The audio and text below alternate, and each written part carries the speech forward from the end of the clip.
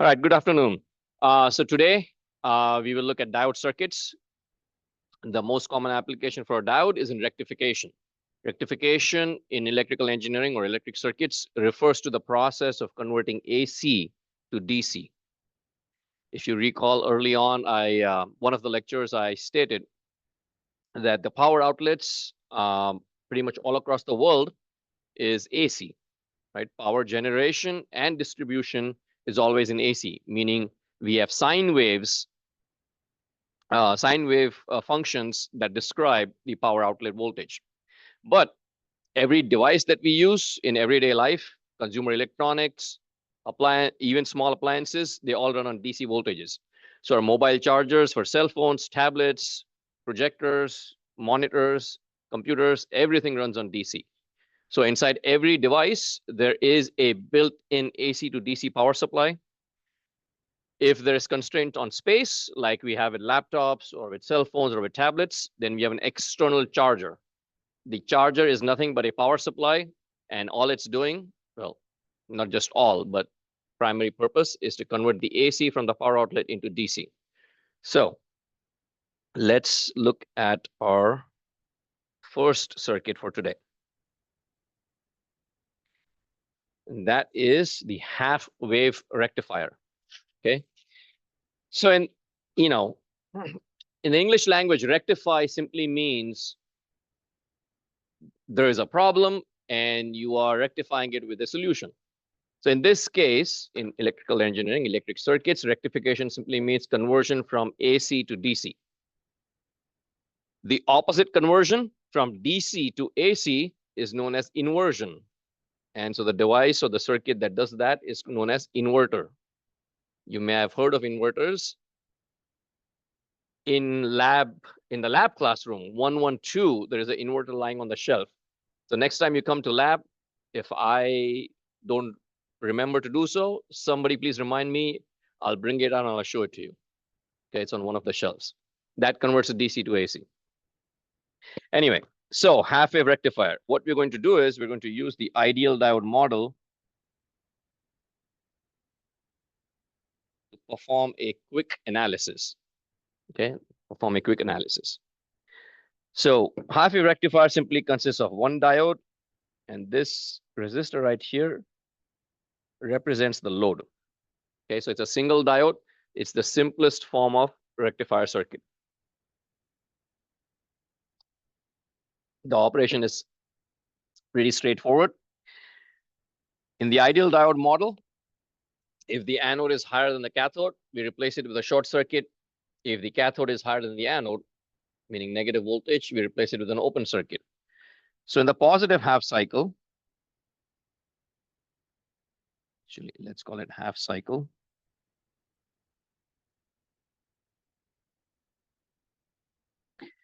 By the way, I'm simply assuming that everybody is familiar with one full cycle, right?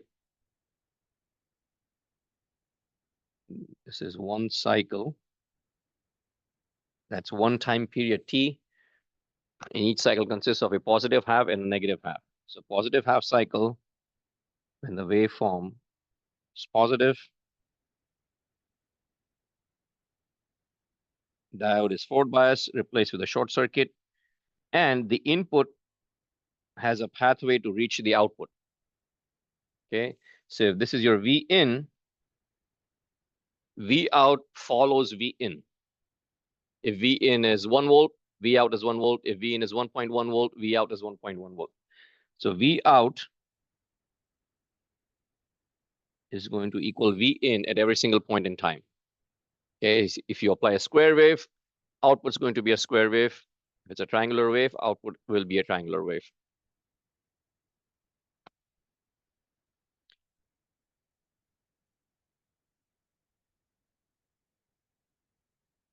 Make sense?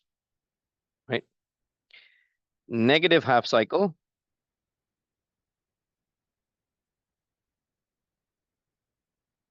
The voltage goes negative. This results, and we can represent that circuit like this. This results in the diode being reverse bias. Okay. If the diode is reverse bias, then the diode is off, and V out is equal to 0.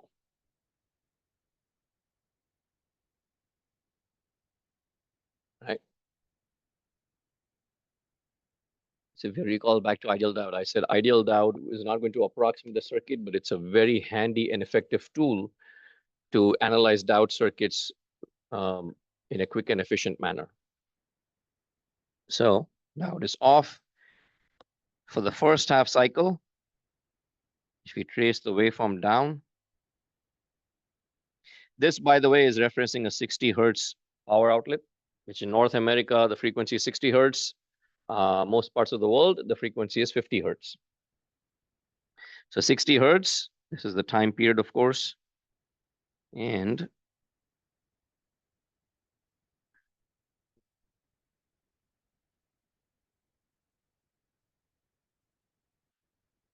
slightly misaligned. But in positive half cycle, diode is on,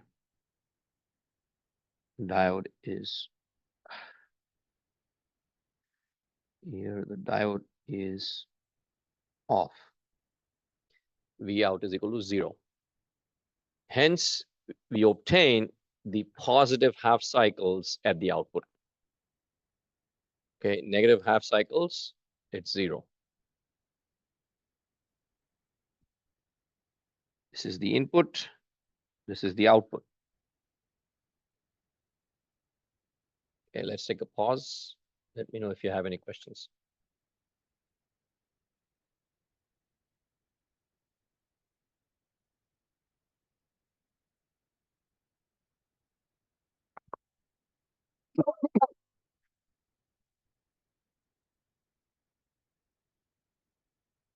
Make sense overall?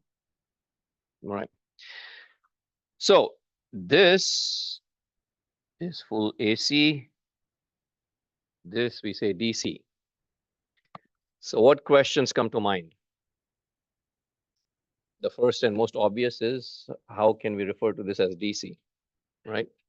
That's absolutely true. Can't be called as perfect DC, right?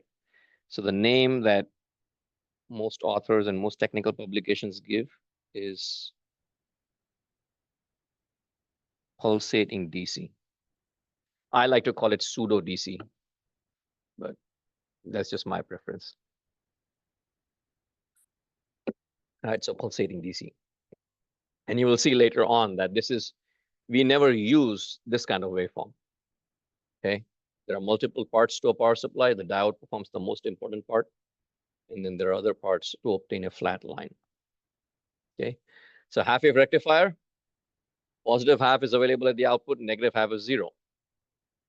What if we want to obtain the negative half? Simply invert the diode. And so in the positive half cycle, the diode will be off, negative half cycle, diode will be on. And you'd obtain the negative half cycle of the negative voltage. Okay. All right. So obviously, this waveform has a lot of drawbacks, or the circuit has a lot of drawbacks, which is quite evident from the waveform of the output.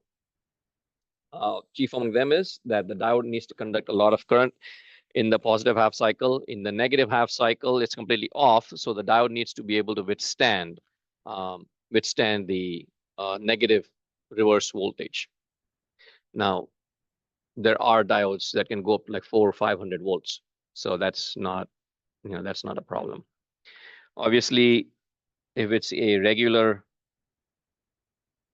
charger that we use for consumer devices, those diodes are pretty cheap. All right, so then we look at rectifier full wave rectifier. Okay, a full wave rectifier is going to use two diodes. That's D1 and D2. And as the name suggests, it provides a full rectification of both half cycles. Okay, both half cycles.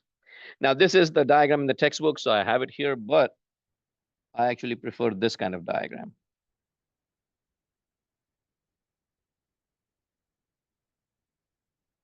Oh, not that.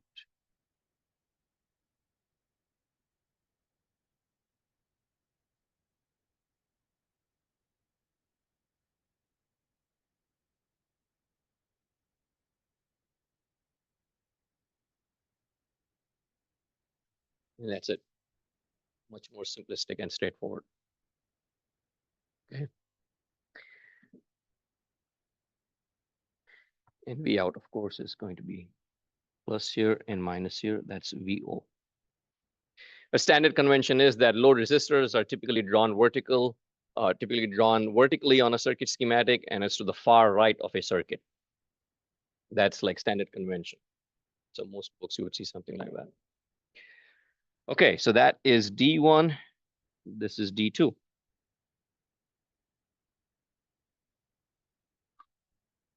Okay. All right. Again, ideal diode model.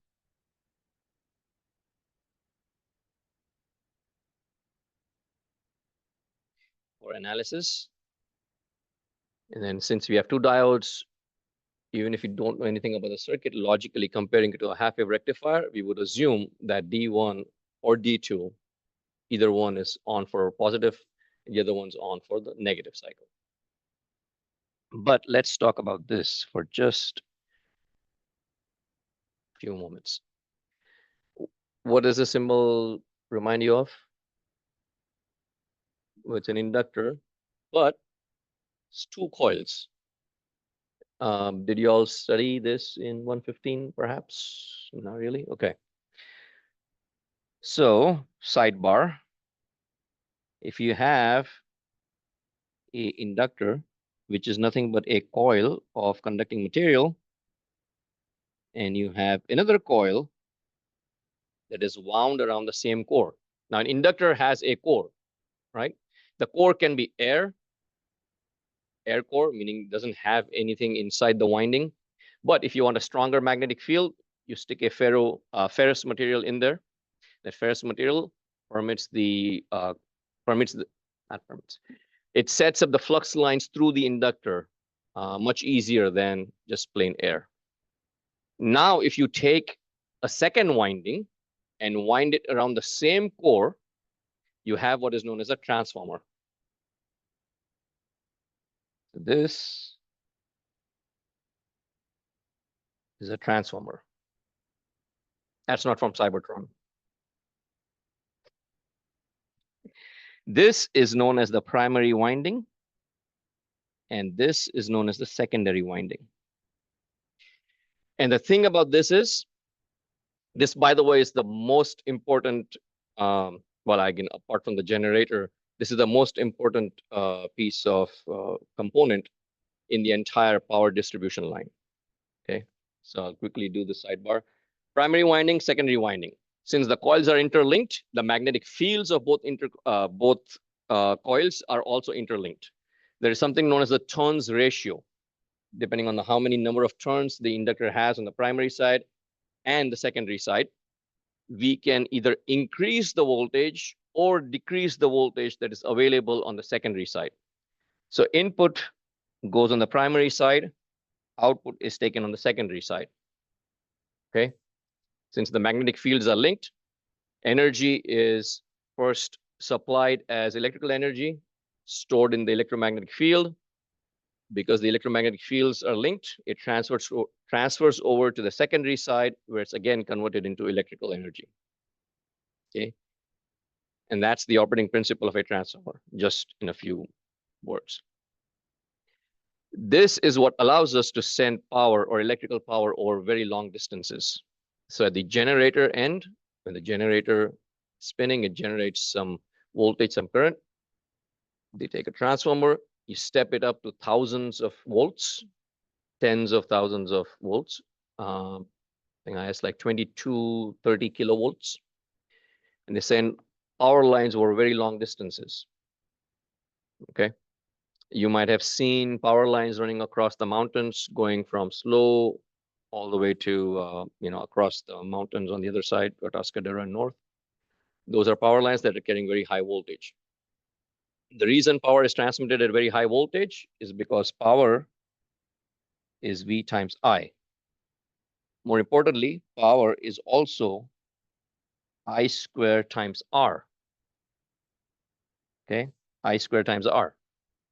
So if you want to increase the power that is transmitted, you either increase the voltage or you increase the current. right? Either one. But when you increase the current to increase the power, this is what happens. And the reason this is important is because this equation also applies to power loss that occurs in transmission.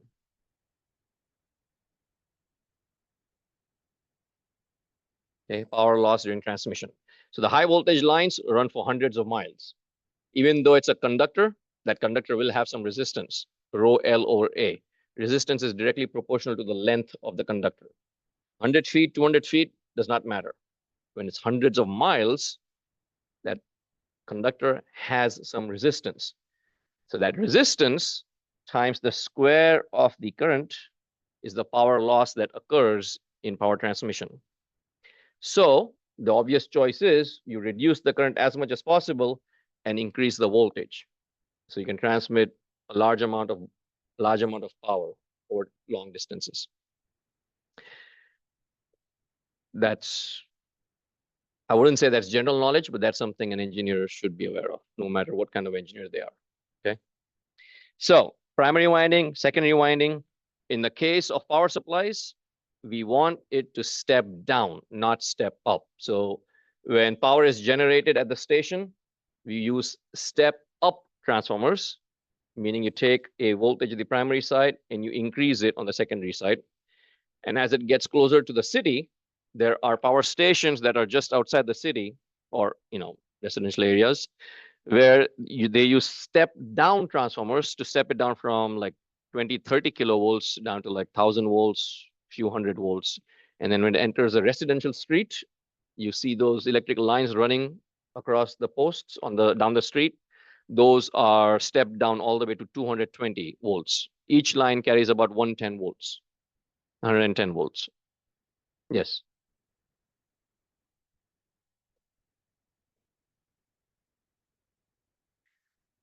So the question being asked is there a corresponding decrease in current if the voltage increases? The answer is yes. Yeah. There are, there's an entire chapter that's devoted to transformers and magnetic conduction. So if you, definitely you should read up a little bit about it, but the textbook has a chapter about electromagnetism, transformers, and at the end, there are some online chapters for electric machines. So definitely, if it piques your interest, definitely take a look at those chapters. What was I saying? Okay, so transformers, we step it down, and when it enters our power outlets, it's still 110 volts or 120 volts. We take a step down transformer and plug it into that's the front end, and that steps it down to whatever value we need. If you need like 5 volts at the output, transformer will step it down to like 7, 8, or even 10 volts. So you step down the 120 volts all the way down to like just 10 or 20 volts. So every single piece of equipment that we use that plugs directly into the power outlet will absorb the 120 or receive the 120 volts, and there's a transformer at the front end that steps it down. Okay. And so that is what we see here. Now, the special thing about this transformer is that it is center tapped. So it's called, we are tapping into the center of the secondary coil. So it's called a center tap transformer. When we tap into the center of the transformer, it splits it into 2 separate secondary coils, each of them half of the value. Okay. So if without the tap, let's say, if without the tap, it was 10 volts, then with its center tap, each secondary coil will be 5 volts. Okay. Obviously, center tap transformers are not cheap. Okay. A little bit more goes into the manufacturing. Right. So this was the early on when they were still, designing power supplies with transformers. What happens is in the secondary side, as you see the polarity right here, the center tap, that shows the polarity for the positive half cycle. Okay, positive half cycle. So let's draw this. In the positive half cycle, the secondary side, we have this. Okay.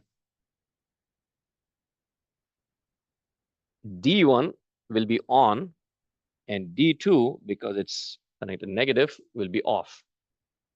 And so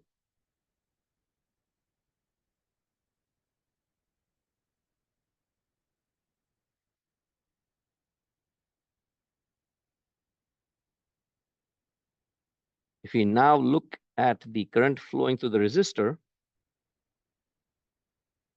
current's flowing in this direction. Let's call it IL. This is the load resistor. And it is entering the resistor from the far right. It causes the voltage drop plus minus this way. Thus, we obtain the positive half cycle. So here is the positive half cycle.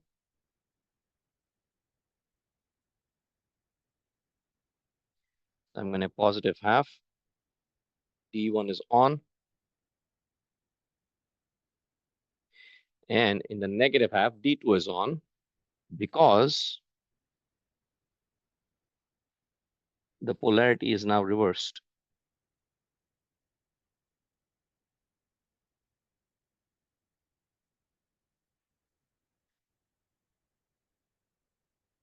D1 is now off.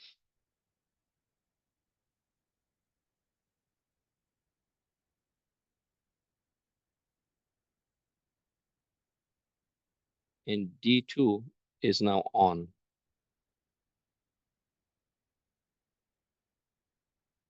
And yet again, current flows in the exact same direction, thus causing the same voltage drop across RL. So in both half cycles, the current through the resistor is in the exact same direction. Doesn't matter how you connect the diodes. As long as the diodes are connected to conduct in each half cycle, the current in the resistor is going to flow in the exact same direction for both half cycles.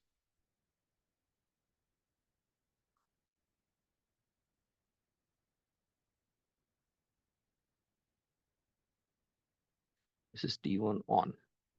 Okay, so the voltage drop in both half cycles is exactly the same. Hence, when we look at this output,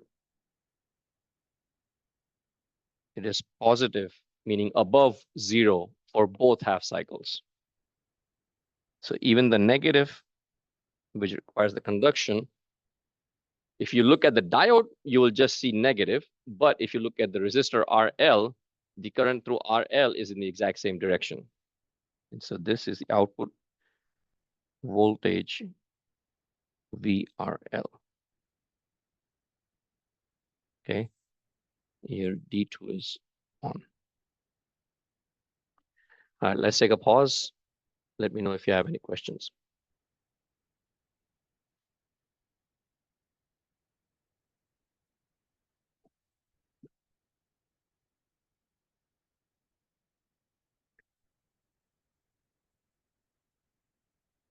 Did all of that make sense? Okay. How many of you have wireless charging devices? Phones, tablets, smartwatches.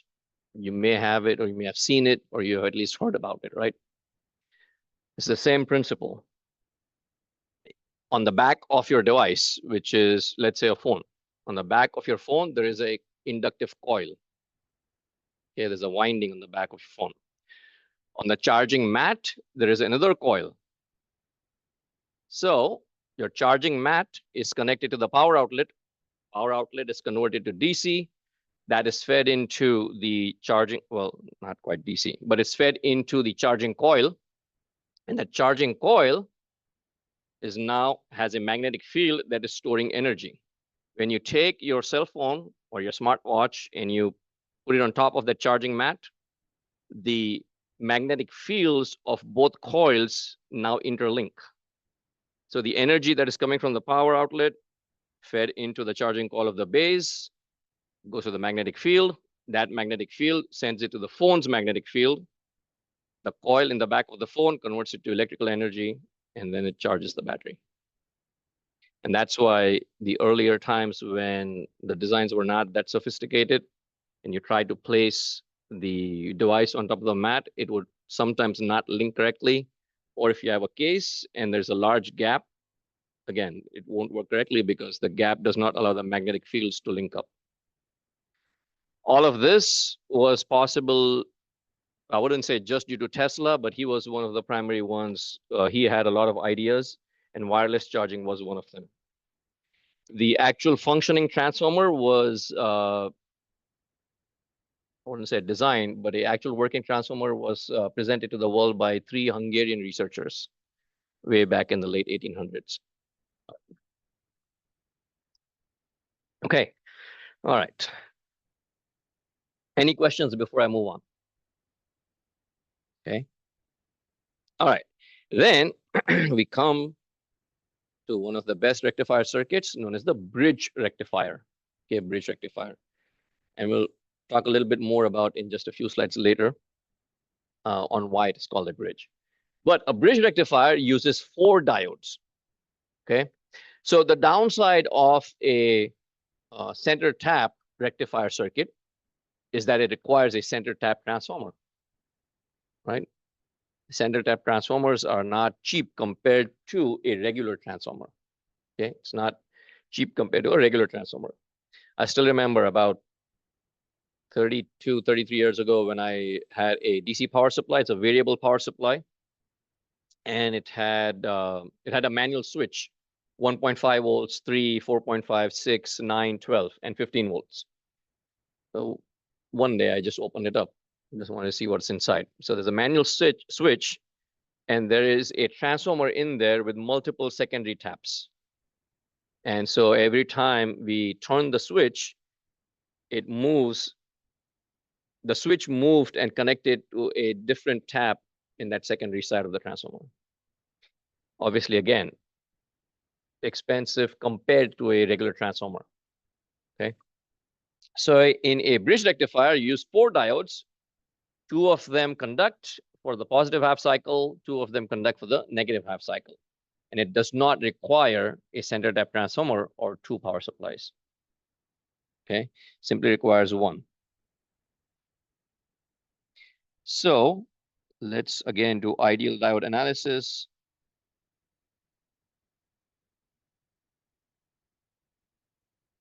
Positive half cycle. Oh, by the way, this configuration, I typically like to draw it this way.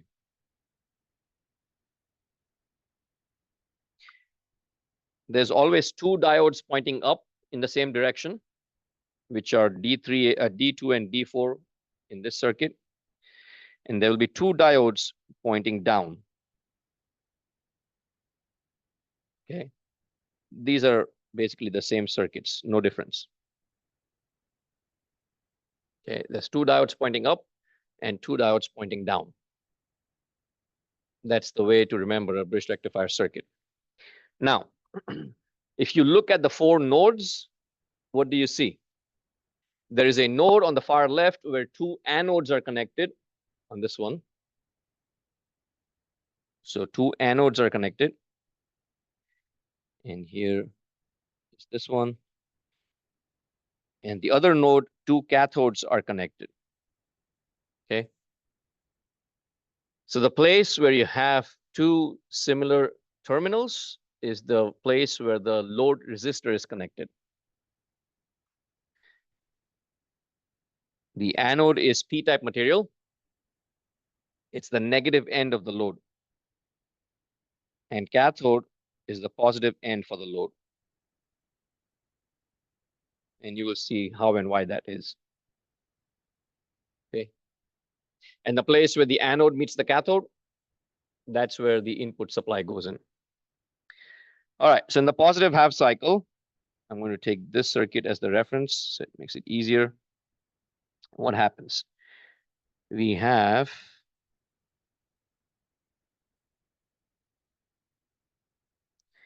this is positive at the top. So if node A is positive, which diodes are on and which are off?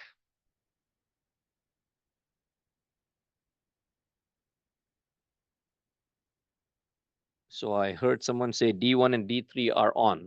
Anyone else? Anyone else think D2 and D4 are on? Does anyone else think the circuit's not going to work? Yes, that is correct. D1 and D3 are on. Forward bias. And so you have a circuit that looks like this. Now the current is flowing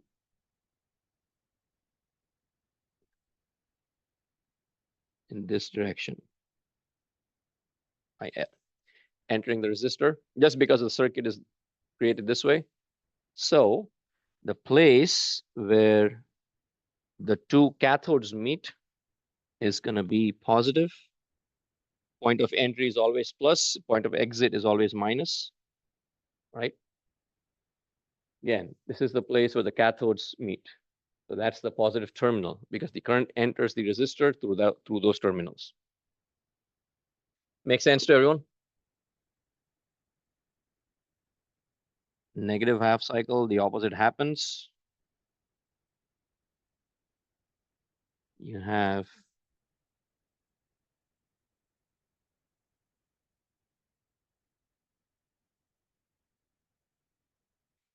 the opposite polarity. And so now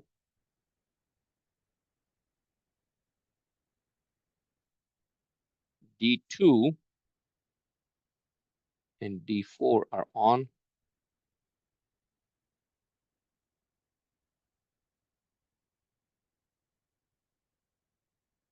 And D1 and D3 are off. The current still flows in the exact same direction.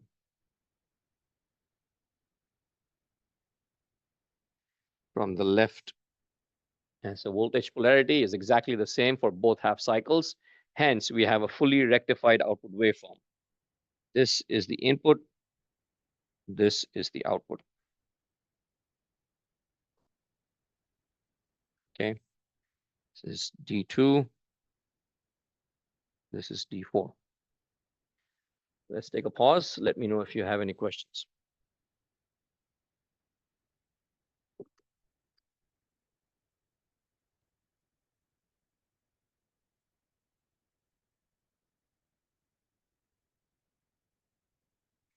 Make sense to everyone? Yes.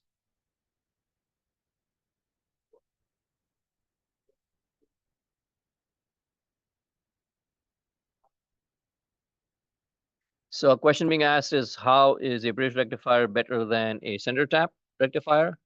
The answer is doesn't need a center tap rectifier. That's the answer.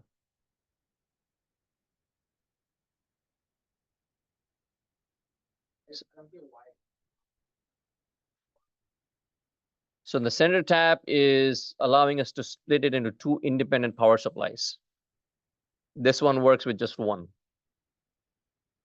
Because, yeah, because of the pathways. Yeah.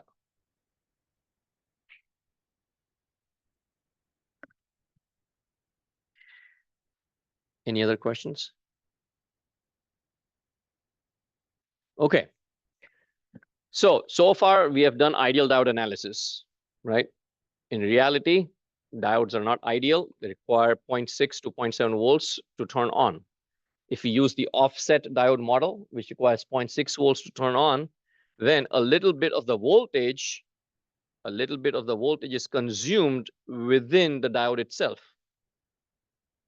So for a half-wave rectifier, if we want a 5-volt output, we need a 5.6 volt input to account for the diode voltage drop. Okay, that's just accounting for the diodes, nothing else. And center tap, again, one diode in each half cycle. So you need 0.6 volts to account for that voltage drop. In a bridge rectifier circuit, there are two diodes in every conduction for every half cycle. And so now you need 1.2 volts to account for that voltage drop. So if you want 5 volts at the output, you need to provide an input of 6.2 volts. So This is ideal diode model, offset diode model.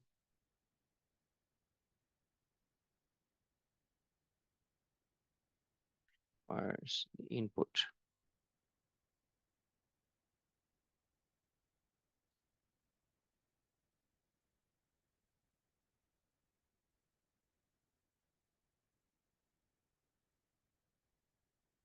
Otherwise, your output is going to be less than the input. Okay. So it's all about accounting for the diode drop. So you need to increase the input, which is easily done. And that's not the only thing. This is still pulsating DC, right? This is still pulsating DC. So the top of the waveform kind of looks like a ripple. And so what we need to do is, actually, yeah, bridge rectifier drawn as a bridge. Let's talk about that.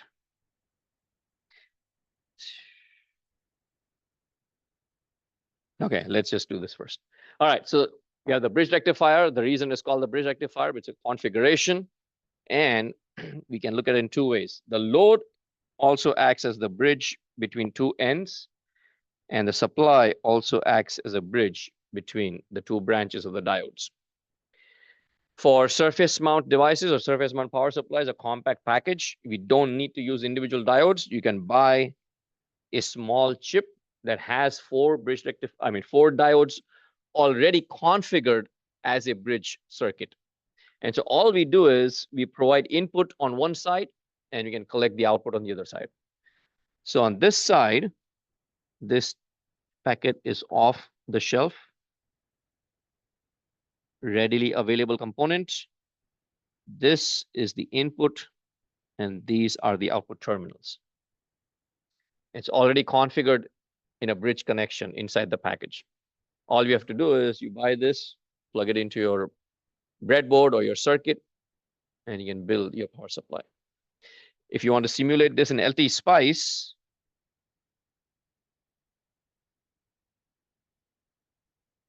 diode D1, forget about the capacitor for now.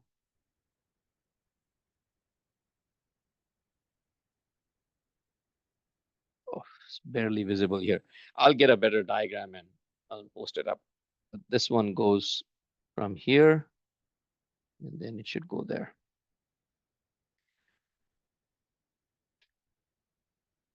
All right, so I was talking about how we have pulsating DC, and pulsating DC is not, it's not what we want. We cannot apply it to a device, right? It's going to turn on and off all the time.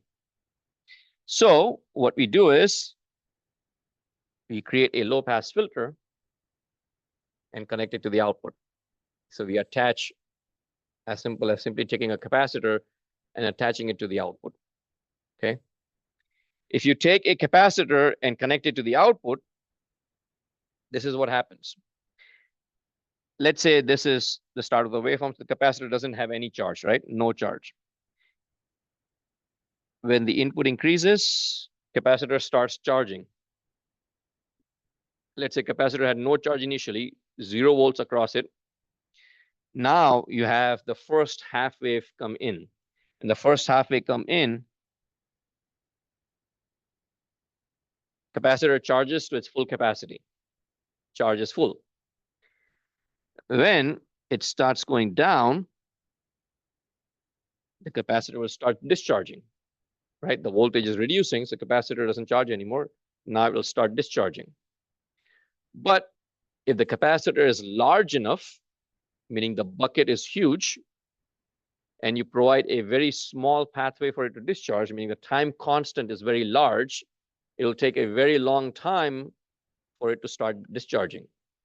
If you charge a capacitor and then you provide a discharging pathway, capacitor charges and then starts discharging right here.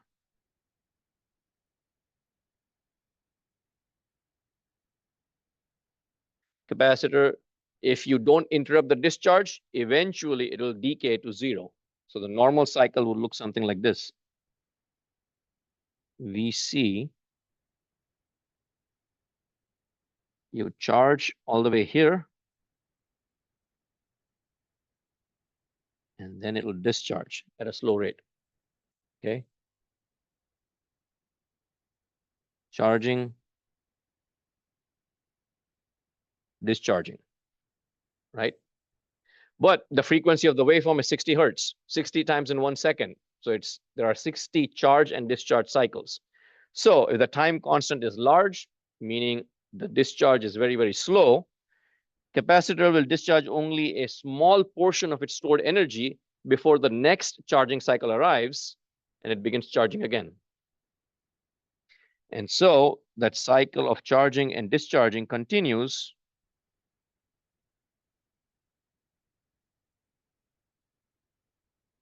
And now what we have obtained at the output is very near to a DC waveform. So it would be something like charge, discharge, charge, discharge, charge, discharge. And this is, of course, exaggerated. This looks like the surface of ocean waves rippling through. Hence, it is known as a ripple.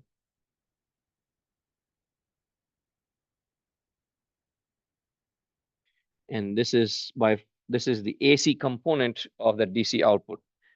So it is known as the ripple voltage, VR. VR. The DC value of this, now you can see all of this is DC, right? Because it's near constant flat line. It could be like 10 volts or 12 volts DC, and the ripple could be like in millivolts, which is like a very, very, very small fraction of the entire DC portion. For the most part, it's a constant DC waveform, okay, except for a small ripple on top. So that is known as the ripple voltage VR. And the DC plus the RMS value of the AC gives us the full DC value. Okay, so capacitor starts charging on the upward bound. When it starts reducing, it starts discharging, but the time to discharge is large, and so the discharge is interrupted. Next cycle arrives, it starts charging again. And that's how we get rid of the pulsating DC and make it to a flat DC line. Let's take a pause. Let me know if you have any questions.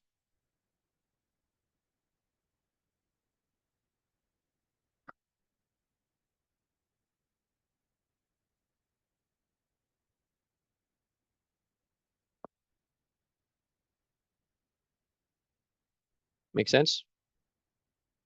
Okay. Obviously, we want a flat DC line like a battery, like an electrochemical battery, right? We don't want that even that small of a ripple. That's not good for the components, or a circuit's not going to work as intended. So we'd add one more component at the end to regulate the voltage. Right now, the voltage is fluctuating. Even though it's very small and very tiny, it is still fluctuating. So to remove that ripple, we regulate the voltage and we attach a component known as the regulator. It's regulating it and gives us a nice flat DC line. Okay. So there are multiple components to a power supply. First one is the step down transformer. Step it down to the voltage we need. Then we have a rectifier circuit, 1, 2, or 4 diodes. Then there is the filter capacitor. And then finally, there is the voltage regulator. So this would be 1, 2, 3, and 4 components. It seems like a very large or long circuit, but in reality, it's as simple as this.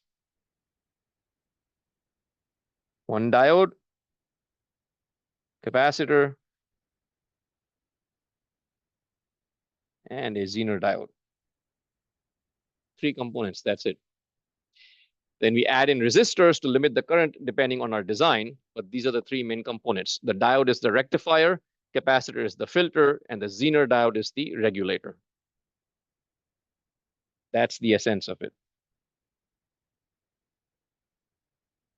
Rectifier, filter, and regulator. That's what it is. That's the power supply. And then we can work backwards from our desired output voltage. If we want 10 volts at the output, for example, V out or desired V out is 10 volts, then a Zener diode must have a voltage that is larger than 10. And we learn about design in the next lecture, well, if possible, or Monday. So input to the Zener diode, VZ, must be larger. Must be greater than 10, preferably like 12, 13, 14 volts, far larger than that. That means that the output of the output of the capacitor, or the input to the capacitor,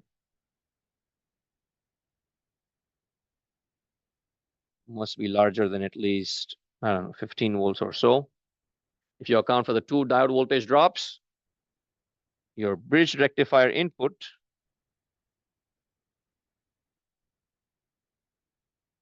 must be larger than 17 volts, because you have to account for the losses at every single step.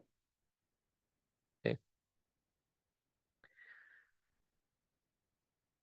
Did all of it make sense? Yes. So we'll look at that in next class when we get to Zener diodes.